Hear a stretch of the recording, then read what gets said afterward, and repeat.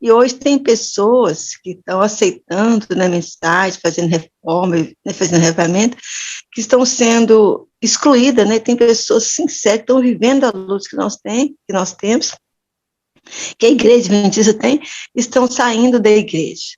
Então, eu queria que ele esclarecesse, assim, eu mesmo, né, nós aqui na igreja que eu frequento, nós tomamos a decisão de ler o Grande Conflito das quarta-feiras, ao invés de ter, ter mensagem, porque a gente tem dificuldade de arrumar pregador para as quartas-feiras, então nós decidimos, reunimos a igreja e tomamos a decisão de ler o Grande Conflito. Só que como a gente não tinha o Grande Conflito da Casa Publicadora, nós tivemos acesso mais fácil à grande controvérsia, no livro produzido pelo IAG, então nós compramos arte livre, distribuímos com a igreja, com os irmãos e passamos a ler. Estava quase terminando, porque um pastor que estava não importou, né? Achou que não tinha nada a ver. Aí chegou um outro pastor, né, que está só com 2 meses que ele veio aqui para o nosso distrito, ele chegou e proibiu, dizendo que o livro A Grande Controvérsia é livro de dissidente, né? A gente conversou muito com ele, a gente conhece a mensagem, né? Eu até falei para ele, pastor, não sou um dissidente, pessoal, eu tenho 5 anos que eu acompanho, já participei de congresso dele.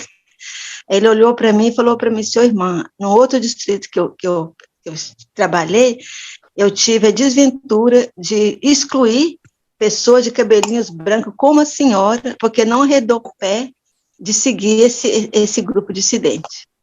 Então, assim, aí nós pegamos, né, a diretora, né, o ancião aqui da igreja, então decidiu trocar. Disse, então, pastor, tudo bem, a gente vai ler, então, o Grande Conflito que a igreja distribuiu. Então, tivemos que rejeitar o livro A Grande Controvérsia e estamos terminando a leitura no livro da igreja. Então, eu fiquei uma dúvida seguinte, na mensagem final, no Alto Clamor, as pessoas que vão dar o Alto Clamor, que estão abraçando, vivendo as reformas que precisam ser feitas, alguns estão sendo já excluídos da igreja, cortado o rol de membro. Eu queria que você explicasse como, né, o pastor comentou aí, que quem vai sair, né, eu sempre ouço falar que quem vai sair são os dissidentes, os que estão, né, rebelando contra a igreja, estão rejeitando, né, então eu queria que você explicasse melhor nesse sentido, porque o que a gente vê hoje, as pessoas que estão vivendo integralmente a mensagem, a verdade presente, estão sendo excluídas da igreja, muitos estão sendo perseguidos dentro da igreja. Eu queria que você explicasse um pouquinho sobre isso, eu fiquei com um pouco de dúvida, porque eu ouço muitas pessoas que estão rejeitando a mensagem, a verdade presente, estão falando isso, tá vendo? Estão sendo excluídos porque é dissidente, e são pessoas que estão vivendo a verdade. Então, eu tenho essa dúvida, eu queria que você explicasse um pouco aí. Olha, irmã, em primeiro lugar eu quero lhe agradecer muito, mas mesmo muito, por ter colocado essa questão. Porque certamente a sua questão é uma questão que estará na mente de muitas outras pessoas, e não apenas uma questão que está na mente das pessoas, mas uma questão que preocupa, e que às vezes até inquieta e angustia, porque parece que as coisas não se encaixam umas nas outras. Pois bem, até se encaixam, e vamos lá ver. Permitam-me, irmãos, partilhar um texto convosco que está no Evangelho de João, no capítulo 16, ok? Evangelho de João, capítulo 16, e vamos ler os versículos 1 a 3, ok? Eu gostaria que pudessem acompanhar-me na leitura nas vossas próprias Bíblias. Estes textos são muito, muito, muito, muito importantes. E eu quero desde já dizer que estas palavras que Jesus proferiu não se aplicaram apenas aos discípulos que Jesus teve lá no passado, quando ele esteve nesta terra. Não, estas palavras aplicam-se a todos os discípulos de todas as épocas. A palavra de Deus é uma palavra universal, que abarca todo o tempo, não é? Então Jesus disse o seguinte, João capítulo 16, a partir do versículo 1 e até o versículo 3. Tenho-vos dito estas coisas para que não vos escandalizeis. O que é que quer dizer não escandalizeis? Não fiqueis apanhados por algum escândalo. O que é um escândalo? É uma coisa que incomoda, não é? Que perturba, ok? E agora reparem, versículo 2. Eles vos expulsarão das sinagogas, mas vem a hora em que todo o que vos matar julgará com isso tributar culto a Deus. o que é que o Senhor aqui predisse que aconteceria aos seus verdadeiros discípulos? Eles seriam objeto de expulsão das sinagogas, ou seja, seriam expulsos das suas igrejas, e eu faço a pergunta cuja resposta é mais do que óbvia. Quem é que vocês acham que expulsa estes verdadeiros discípulos das sinagogas? São pessoas, são ateus, são agnósticos, ou são pessoas que se dizem religiosas? Quem são os chefes das sinagogas? Não são pessoas religiosas? Quem são estes chefes das sinagogas? São dirigentes eclesiásticos. Isto aplica-se às sinagogas e aplica-se às igrejas. Então, são pessoas que se dizem crentes em Deus que fazem isto, e fazem isto por pessoas que são genuínas, mas até chegam ao ponto de matar, pensando que com isso estão a tributar culto a Deus. Bom, os irmãos dirão, bom, isto já foi uma realidade no passado, e é verdade, foi, em todas as épocas da história. E particularmente, olha, no judaísmo, em primeiro lugar, porque muitos cristãos foram expulsos das sinagogas por se terem tornado cristãos, ou seja, por acharem que eram apóstatas do judaísmo, quando não eram, apenas estavam a conservar as grandes verdades que o judaísmo tinha a missão de proclamar ao mundo, vimos isto no estudo do remanescente, e agora aceitavam também a grande verdade de que Jesus de Nazaré era o Messias prometido, e, portanto, foram expulsos como sendo apóstatas, quando apóstatas eram aqueles que os expulsavam. Estão a entender? Portanto, isto aconteceu no judaísmo. Depois aconteceu na própria igreja cristã. Quando a igreja se cristalizou na apostasia, pois bem, aqueles que estavam na apostasia e que atingiu sobretudo a liderança eclesiástica, portanto, achavam que aqueles que permaneciam fiéis é que eram os apóstatas, quando eles é que eram os apóstatas. Ou seja, as coisas ficam invertidas, certo? Porquê que os líderes eclesiásticos do tempo de Jesus acharam que Jesus não era de Deus? Porque violava o sábado, por exemplo, faziam essa acusação. Será que Jesus violava o sábado? Já vimos que não. Jesus não violava o sábado. Jesus observava rigorosamente o quarto mandamento. O que Jesus violava era, isso sim, as regras humanas, as tradições humanas. Ok? Então, ao longo da história sempre tem havido esta falsa avaliação de líderes que estão mal, ok? E que depois avaliam aqueles que estão bem como sendo eles é que estão mal. Isto tem sido uma constante na história. E eu pergunto, será que hoje é diferente? E a triste realidade é esta. Não, hoje não é diferente. Porquê? Porque não há nada de novo debaixo do sol. É o que está escrito. Reparem, o que é que aconteceu com os pioneiros da nossa igreja? Não foram eles, quase todos, na sua esmagadora maioria, membros de outras igrejas, das igrejas protestantes, e o que é que aconteceu a eles?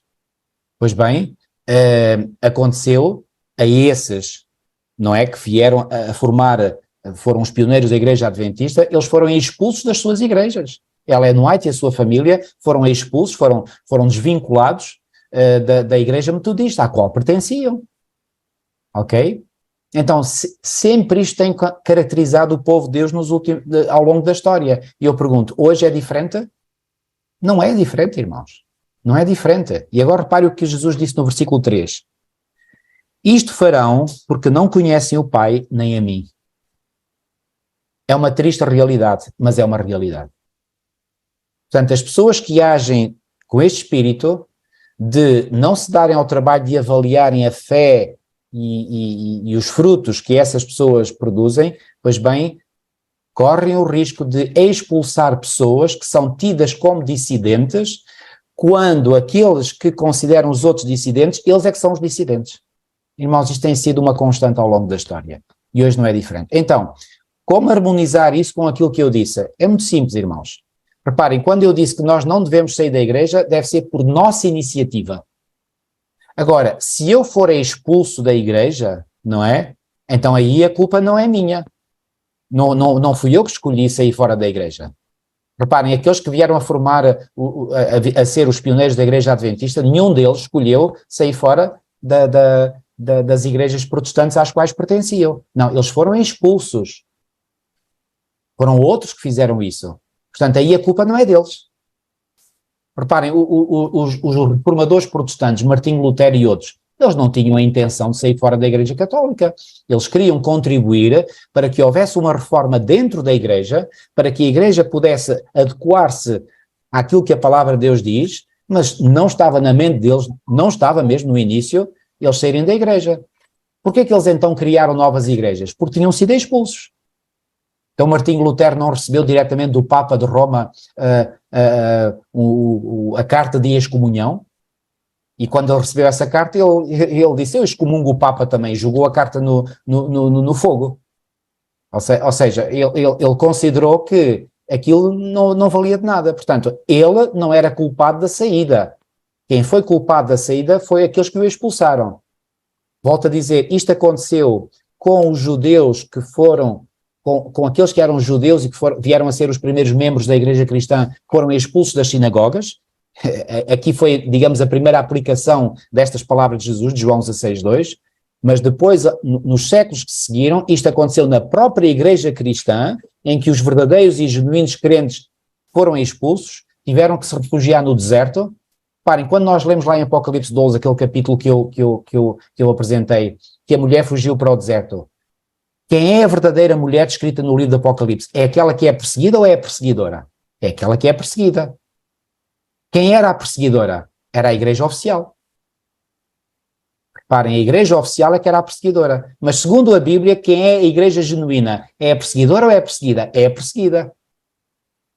Então, irmãos, aqueles que têm sido perseguidos, muitas vezes, ou quase sempre, aliás, Jesus disse isso no Sermão da Montanha, Mateus 5, 11 e 12, mentindo e vos injuriar e mentindo disserem todo o mal contra vós. Ou seja, não são capazes de fazer acusações verdadeiras. Não, para fazerem acusações têm que recorrer à mentira. E eu pergunto, quem é o pai da mentira? Então essas pessoas provam ser o quê? Provam ser filhos do diabo. Irmãos, isto é duro de dizer, mas é a realidade.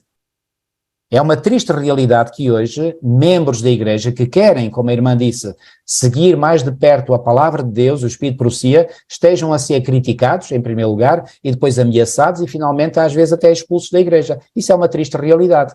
Mas quem se mantiver fiel, apesar de ter vivido essas provas, essa pessoa é como se estivesse dentro da igreja. É como se estivesse dentro da igreja. Ok? Portanto, eu lamento dizer, mas esse pastor que criticou os membros que estavam a seguir um livro cujo conteúdo é exatamente idêntico ao livro da edição oficial, repare, eu não tenho palavras para classificar uma pessoa dessas, mas, quer dizer, ou é ignorante, ou então é parvo e estúpido. Eu peço desculpa, mas eu não consigo ter outras palavras, quer dizer, para mim é absolutamente inconcebível que se faça uma coisa dessas, quer dizer, e eu acho que verdadeiramente aquilo que motiva um pastor, um líder da igreja a criticar membros que se reúnem para estudar o livro O Grande Conflito, deve ter um ódio por esse livro. Porque senão ele pensaria assim, me importa que o livro seja publicado por A, B ou C, desde que o conteúdo seja o conteúdo verdadeiro. Amém, louvado seja Deus por haver um grupo de irmãos que se predispõem a estudar o livro. Ou seja, não só ele deveria ficar contente, como deveria animar e encorajar os irmãos a fazerem isso, não estar a criticar. Isso é horrível. Um indivíduo desses, eu digo claramente, nem sequer devia ser membro de igreja, quanto menos pastor. Desculpem eu ser assim tão duro, mas deixem-me só partilhar aqui um outro texto do apóstolo Paulo, que está em Filipenses no capítulo 1, e eu creio que este texto fala por si e arruma qualquer questão. Reparem, Paulo está aqui a falar de alguns, eu vou ler, portanto, Filipenses capítulo 1, versículos 15 a 18. Se os irmãos me quiserem acompanhar na leitura, eu agradeço. Diz assim, Filipenses capítulo 1, versículos 15 a 18. Alguns efetivamente proclamam a Cristo por inveja e porfia. Ou seja, Paulo tinha consciência, certamente que era o Espírito Santo que iluminava a mente dele para saber que havia alguns que estavam a proclamar a Cristo por inveja e porfia. Outros, porém, o fazem de boa vontade. Ou seja, o que é que Paulo está no fundo a dizer neste versículo 15? Que aqueles que proclamam a Cristo, ou seja, proclamam a mensagem do Evangelho, têm uma de duas motivações por detrás. Uma motivação é a motivação boa, a motivação positiva. Mas outros envolvem-se também na proclamação do Evangelho, mas com uma má motivação por detrás.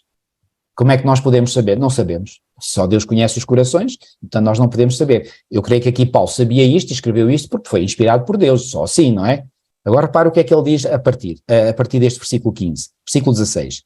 Estes por amor, estes que fazem de boa vontade por amor, sabendo que estou incumbido da defesa do Evangelho. Aqueles, ou seja, aqueles que pregam o Evangelho movidos por má motivação, contudo pregam a Cristo por discórdia, insinceramente, julgando suscitar tribulação às minhas cadeias. E agora reparem na magnífica conclusão a que Paulo chega no versículo 18. Todavia, que importa?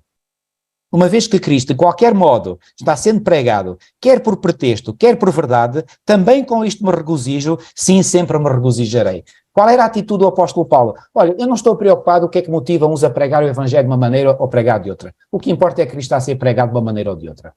Esta deve ser a atitude de um verdadeiro líder da igreja. Nós não temos a capacidade de ler o que vai no coração de cada um, saber quais são os motivos. E eu já disse isto várias vezes, o que me importa é que o livro A Grande Conflito seja publicado pela Igreja Oficial, seja publicado pelo Ministério ABC, seja o nome que tiver. Desde que a verdade esteja a ser proclamada, o que me importa? Com isso eu me regozijo e sempre me regozijarei. Mas só a Igreja Adventista tem o direito de publicar os livros. Não, não é verdade, porque legalmente falando, os livros de Ellen White, de qualquer autor, a partir de 70 anos ou 80, já não me recordo, qualquer pessoa pode publicar aquele livro. Portanto, não é nenhuma ilegalidade. Mas isso não é ético. Bom, não é ético, mas já há tanta coisa que não é ética e se faz. E, portanto, irmãos, ou seja, nós devemos manter a nossa fé firme em Deus e na sua palavra. Se corrermos o risco, ou se viermos mesmo a viver a realidade de nos expulsarem, não fomos nós que saímos da igreja. E reparem, alguém pode ser até desvinculado da igreja, quem é que o pode impedir de continuar a assistir à igreja? Ninguém. Estão a ver? Portanto, aquilo que está no meu coração e a forma como eu adoro a Deus, isso é que determina se eu sou joio ou sou trigo. Não é aquilo que possam fazer por mim.